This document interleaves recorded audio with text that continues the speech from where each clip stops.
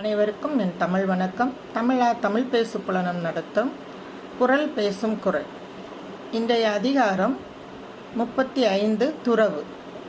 நிகழ்ச்சியின் நடுவர் திருமதி அமுதா முருகையன் அம்மா அவர்களை வணங்கி குரல் பேசும் குரல் நிகழ்வுக்கு நான் இரா வசந்தி, ஆசிரியர், சென்னை.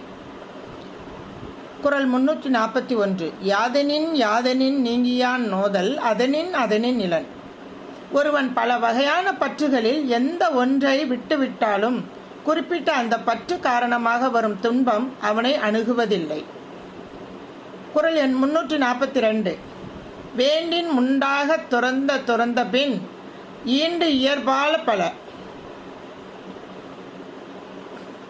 ஒருவனை துன்பம் துளைத்தெடுக்காமல் இருக்க எல்லாம் இருக்கும் போதே அவற்றை துறந்து விடுவானேயானால் அவன் உலகில் பெறக்கூடிய இன்பங்கள் பலவாகும்.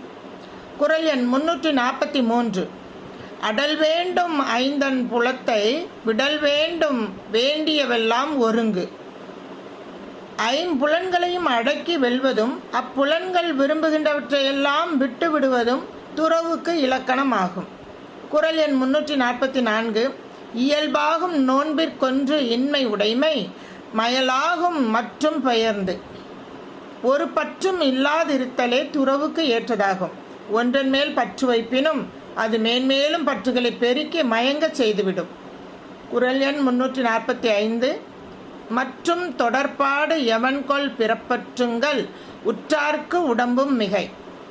பிறந்ததால் ஏற்படும் துன்பத்தை போக்க முயல்கின்ற துறவிகளுக்கு அவர்களின் உடம்பே மிகையான ஒன்றாக இருக்கும்போது அதற்கு மேலும் வேறு தொடர்பு எதற்காக? ஐயன் திருவள்ளுவரின் வாக்கு. நன்றி.